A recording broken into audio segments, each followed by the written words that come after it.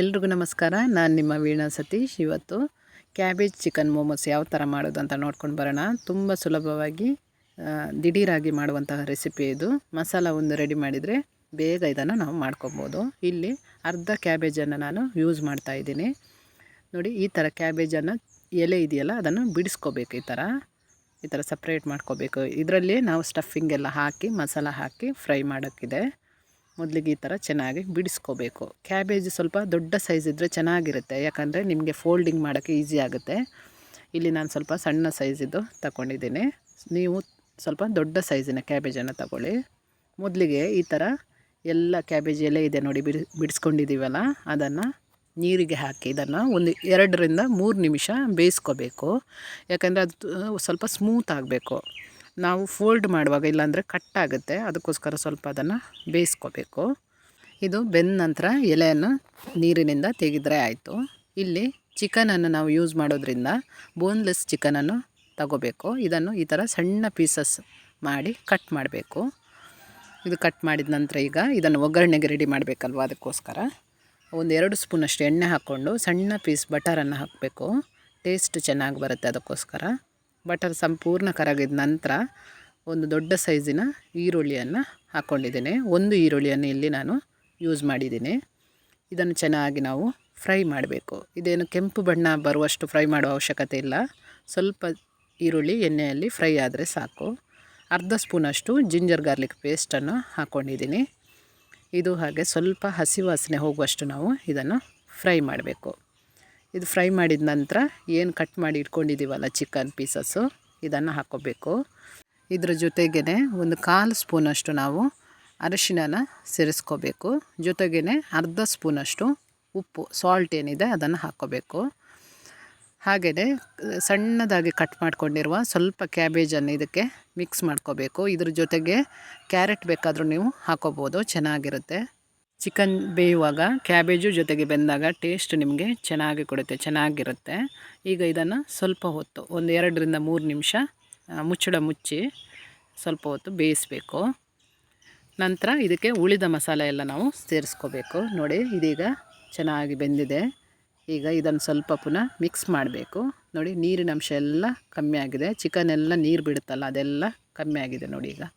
ಈಗ 1 ಹಸಿಮೆಣಸಿನ್ಕಾಯನ್ನು ಸೇರಿಸ್ಕೊಂಡಿದ್ದೀನಿ. ಇದರ ಜೊತೆಗೇ ಅರ್ಧ ಕ್ಯಾಪ್ಸಿಕಮ್ ಏನಿದೆ ಇದನ್ನು ಹಾಕ್ಕೊಳ್ತಾ ಇದ್ದೀನಿ. ಇದು ಹಾಗೆ ಆಪ್ಷನಲ್ಲು, ನೀವು ಬೇಕಾದರೆ ಹಾಕ್ಕೋಬೋದು, ಇಲ್ಲಾಂದರೆ ಪರವಾಗಿಲ್ಲ. ಈ ಥರ ಹಾಕಿದ ನಂತರ ಚೆನ್ನಾಗಿ ಮಿಕ್ಸ್ ಮಾಡಿ ಈಗ 2 ಸ್ಪೂನಷ್ಟು ಸೋಯಾ ಸಾಸನ್ನು ನಾನಿಲ್ಲಿ ಹಾಕ್ಕೊಂಡಿದ್ದೀನಿ. ಇದನ್ನು ಚೆನ್ನಾಗಿ ಮಿಕ್ಸ್ ಮಾಡಬೇಕು. 1 ಸ್ಪೂನಷ್ಟು ವಿನೆಗರನ್ನು ಹಾಕ್ತಾಯಿದ್ದೀನಿ. ಟೇಸ್ಟ್ ಚೆನ್ನಾಗಿ ಕೊಡುತ್ತೆ. ವಿನೆಗರ್ ಬದಲಿಗೆ ಸ್ವಲ್ಪ ಲಿಂಬೆಹಣ್ಣಿನ ರಸ ಹಾಕಿದ್ರೂ ಸಾಕಾಗುತ್ತೆ. ಈಗ 1 ಸ್ಪೂನಷ್ಟು ನಾನಿಲ್ಲಿ ಪೆಪ್ಪರ್ ಪೌಡರನ್ನು ಹಾಕ್ತಾಯಿದ್ದೀನಿ. ಖಾರಕ್ಕೆ 1 ಸ್ಪೂನ್ ಹಾಕಿದ್ರೆ ಸಾಕಾಗುತ್ತೆ. ನಿಮಗೆ ಸ್ವಲ್ಪ ಖಾರ ಜಾಸ್ತಿ ಬೇಕಂದರೆ ನೀವು ಸ್ವಲ್ಪ ಜಾಸ್ತಿ ಹಾಕ್ಕೋಬೋದು. ನೋಡಿ, ಈ ಥರ ಮಿಕ್ಸ್ ಮಾಡಿದರೆ ಸೂಪರಾದ ಸ್ಟಫಿಂಗ್ ಏನು ಮಸಾಲ ನಾವು ರೆಡಿ ಮಾಡ್ಕೊಂಡಿದ್ದೀವಿ ಮೋಮೋಸ್ಗೆ, ಅದು ರೆಡಿಯಾಗಿದೆ. ಈಗ ನಾವೇನು ಬೇಯಿಸಿಟ್ಕೊಂಡಿದ್ದೀವಲ್ಲ ಕ್ಯಾಬೇಜಿದ್ದು ಎಲೆ, ಇದನ್ನೀಗ ಈ ಥರ ಮೇಲ್ಗಡೆ ದಂಟು ಇರುತ್ತೆ ನೋಡಿ, ಇದನ್ನು ಕಟ್ ಮಾಡಿ ಸ್ವಲ್ಪ ತೆಗಿಬೇಕು. ನಮಗೆ ಫೋಲ್ಡ್ ಮಾಡೋಕ್ಕೂ ಈಸಿ ಆಗುತ್ತೆ, ಮತ್ತು ಅದು ಗಟ್ಟಿ ಭಾಗ ಆ ಥರ ದಂಟು ಇರುತ್ತೆ ನೋಡಿ, ಅದು ಬಾಯಿಗೆ ಸಿಕ್ಕರೆ ಚೆನ್ನಾಗಿರೋದಿಲ್ಲ. ಅದಕ್ಕೋಸ್ಕರ ಈಗ ಏನು ಮಸಾಲ ರೆಡಿ ಮಾಡ್ಕೊಂಡಿದ್ದೀವಿ ಅದನ್ನೀಗ ಈ ಥರ ಕ್ಯಾಬೇಜ್ ಏನು ಎಲೆ ಇದೆ ನೋಡಿ ಅದಕ್ಕೆ ಹಾಕಿ ಈಗ ಫೋಲ್ಡ್ ಮಾಡಬೇಕು.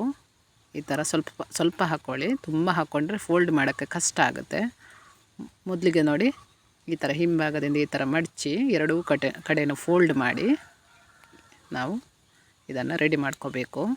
ನೋಡಿ, ತುಂಬ ಈಸಿ. ಎಲೆ ಸ್ವಲ್ಪ ದೊಡ್ಡ ಸೈಜ್ ಇದ್ದರೆ ನಿಮಗೆ ಫೋಲ್ಡ್ ಮಾಡೋಕ್ಕೆ ತುಂಬ ಸುಲಭ ಆಗುತ್ತೆ. ಅದಕ್ಕೋಸ್ಕರನೇ ನಾನು ಹೇಳಿರೋದು, ಸ್ವಲ್ಪ ದೊಡ್ಡ ಸೈಜಿನ ಕ್ಯಾಬೇಜನ್ನು ತಗೊಂಡ್ರೆ ಎಲೆ ದೊಡ್ಡ ಸೈಜೇ ಸಿಗುತ್ತೆ ನಿಮಗೆ. ತುಂಬ ಸುಲಭ, ತುಂಬ ಬೇಗ ಮಾಡ್ಕೋಬೋದು. ಮಕ್ಕಳಿಗೆ ಸಂಜೆ ಹೊತ್ತಿಗೆ ಏನು ತಿನ್ನೋಕ್ಕೆ ತುಂಬ ಒಳ್ಳೆಯದಾಗುತ್ತೆ ಇದು. ಇದೇ ಮಸಾಲಾನ ನಾವು ಏನು ನಾರ್ಮಲ್ ಮೈದಾದಿಂದ ಮಾಡ್ತೀವಲ್ವ ಮೋಮೋಸು, ಅದಕ್ಕೆ ಬೇಕಾದರೂ ಯೂಸ್ ಮಾಡಿ ಮಾಡ್ಕೋಬೋದು, ಚೆನ್ನಾಗಿರುತ್ತೆ.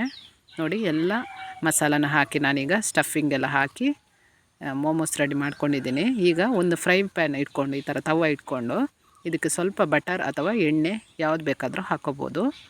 ನಾನಿಲ್ಲಿ ಬಟರ್ ಹಾಕಿದ್ದೀನಿ. ಬಟರ್ ಕಂಪ್ಲೀಟಾಗಿ ಮೆಲ್ಟ್ ಆದ ನಂತರ ಈ ಥರ ಏನು ಸ್ಟಫ್ ಮಾಡ್ಕೊಂಡಿರುವ ಕ್ಯಾಬೇಜ್ ಮೋಮೋಸ್ ಇದೆಯಲ್ಲ, ಇದನ್ನು ಈ ಥರ ಹಾಕ್ಕೋಬೇಕು.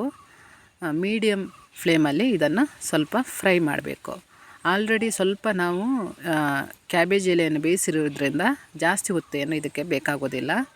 ಒಂದು ಸೈಡ್ ಕಂಪ್ಲೀಟಾಗಿ ಈ ಥರ ಬೆಂದ ನಂತರ ಇದನ್ನು ಮಗುಚಿ ಹಾಕಬೇಕು. ನಾನು ಸ್ವಲ್ಪ ಇದರ ಮೇಲೆ ಮುಚ್ಚಿ ಒಂದು 2 ರಿಂದ 3 ನಿಮಿಷ ಈ ಥರ ಮೀಡಿಯಮ್ ಫ್ಲೇಮಲ್ಲಿ ಬೇಯಿಸಿದ್ದೀನಿ. ನೋಡಿ, ಈ ಥರ ಆದ ನಂತರ ನೋಡಿ ಇದನ್ನು ತಿರುಗಿಸಿ ಹಾಕಬೇಕು. ಈ ಥರ ಚೆನ್ನಾಗಿರುತ್ತೆ ತಿನ್ನೋಕ್ಕೆ. ನಿಮಗೆ ಟೊಮೆಟೊ ಸಾಸ್ ಇದ್ದರೆ ಅದ್ರ ಜೊತೆ ಒಳ್ಳೆ ಟೇಸ್ಟ್ ಕೊಡುತ್ತೆ ಇದು. ಈ ಥರ ಎಲ್ಲ ಮೋಮೋಸನ್ನು ಈ ಥರ ತಿರುಗಿಸಿ ಹಾಕ್ಕೋಬೇಕು. ನೋಡಿ, ಸೂಪರಾದ ಮೋಮೋಸು ರೆಡಿ ಆಗುತ್ತೆ. ಎರಡೂ ಕಡೆನೂ ಒಂದು 3 ನಿಮಿಷ ಫ್ರೈ ಮಾಡಿದರೆ ಆಯಿತು. ಈ ಚಿಕನ್ ಕ್ಯಾಬೇಜ್ ಮೋಮೋಸು ರೆಡಿ ಆಗುತ್ತೆ.